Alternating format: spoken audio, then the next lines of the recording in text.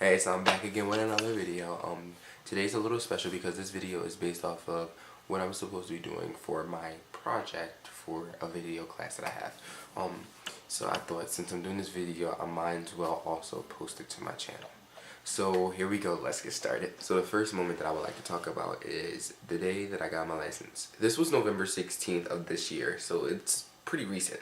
I turned 16 on November 10th, but I waited 6 months before getting my license because it wasn't a rush for me, but I think I should have, like after getting my license, I really think I should have got my permit earlier to get my license early because having my license now is such a great feeling. Okay, so the next moment I would like to talk about is moving.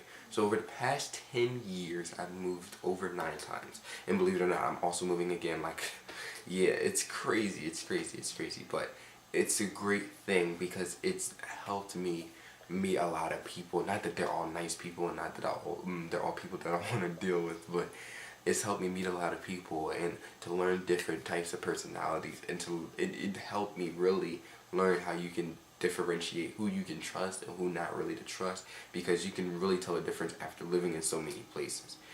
Now, I've lived in 2 states, Pennsylvania and Delaware. Most of my life I've lived in Pennsylvania, and 5 years out of my life I lived in Delaware. And honestly, they're both pretty good places to live, I can say, but it's hard to gear because it just depends on how a person feels, because it's really opinionated when you get into living situations. But I've met a lot of people. I've lived in 3 places in Delaware: Newcastle, Delaware, Middletown, Delaware, and Bear, Delaware. I lived in Pennsylvania. I'm from Philadelphia, and I also lived in Philly.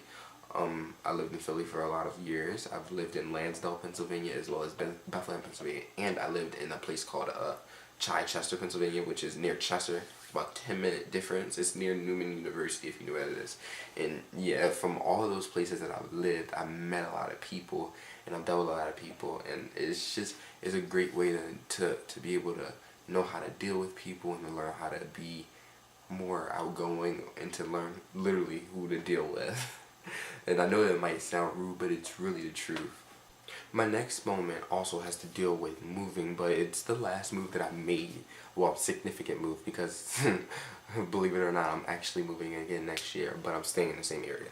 But my next moment is when I moved to where I live now, Bethlehem, Pennsylvania. And this moment is a little bit more close to me at the heart because, I mean, I've lived in a lot of places, I've met a lot of people, and a lot of the places I've lived in, it's a lot of rude people and it's a lot of people that I didn't deal with. So when I lived in those places, I became a person who was shut off, and I didn't like people at all. So I just kept to myself for most of the time. I would, stay home and work pretty much, and I just kept to myself. But since I moved to Bethlehem, I've met a lot of people, and these people have impacted my life in a great way because it's made me more outgoing and want to be friendly to people and want to meet more people, versus when I was at other places where I didn't want to meet anybody and I only talked to like maybe 1 or 2 people. So it just helped me step out of my shell again and become the person I once was, because after you move a while, it gets to the point where you just don't know how to make friends because you move so much. And I kind of don't fully blame it on moving. I also blame it on because at one point for a whole school year I did online schooling. So I think after that I lost my way to connect with people socially. So I was kind of like a socially awkward person going back into a regular school after being online where you're at home all day and you do everything from home and you don't really meet with people a lot. It changed after I moved here because people were more welcoming and they just wanted to be more, I guess, involved, and they want to be friendly, and it just made a difference because now the people who I live up here with, they're more like family than just friends, and it really does mean a lot, I guess, to say the least. Okay, this next moment I want to talk about is a little bit of a tough topic to talk about because it really hits the heart bad. But the next topic I would like to talk about deals with my grandmother. On May 22nd, 2015 was the day that my grandmother passed away. While it is a sad day for me and it really hurts sometimes, it's a reminder for me. Because when my grandmother alive, everything that I did was pretty much to prove to her, or well, not prove to her, but show her that I was gonna succeed, and I wanted to make her proud. And with her passing, it just makes me want to work even harder to be able to do the things that she would have wanted to see me do. And it really see, I need it really just give me a moment.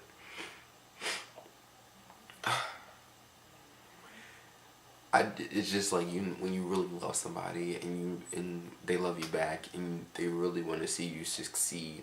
I want to show her that even though she's not here physically, that she will be able to see me succeed from where she is now, wherever that is. She will be able to see me succeed, and that's why I chose one of these moments, because it really established when I really put on my I'm going to work really hard cap. Like before she passed away, I was working hard, but after that, I just wanted to work harder to make something better for myself and to make myself achieve anything that I want to achieve, and it all be for her.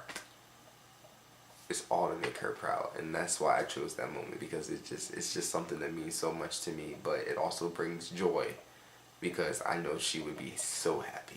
Okay, so this is the last moment, the fifth one, number 5. Now this one is one of my most special. Between this one and my grandma are the two most special moments, and this one is really special because its date is March 5th, 2016, and it marks the date that I started dating my girlfriend, which is 9 months actually from the day I'm posting this video. How ironic. But it's the day that I met my girlfriend Jada, and honestly, when I talk about it, it just makes me so happy to be able to be in a relationship that's just not based off of sex, money, drugs, nothing like that. It's based off of pure, just genuine feeling, and it's not based off of anything else. It doesn't have nothing to do with anything else of that nature. It's a real true relationship that doesn't need all of those things to survive. And it's good to be able to have somebody who you know you can have just regular conversations with, and it just can be a great time without having to do all of those things that other people my age would gear to do. So it just makes it really special. Plus, honestly, when I think about her, it's just, it really does just bring joy to my whole overall feeling during the day. Like, she can cheer me up in any situation and vice versa.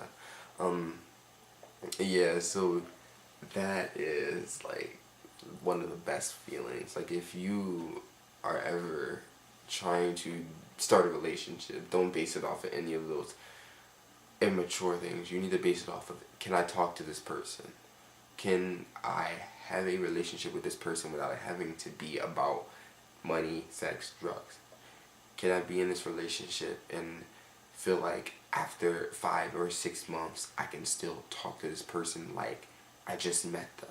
Because that's the type of relationship that I have, and it really, it just makes such a difference in life, and it just brightens my day every day to be able to say that that's my girlfriend.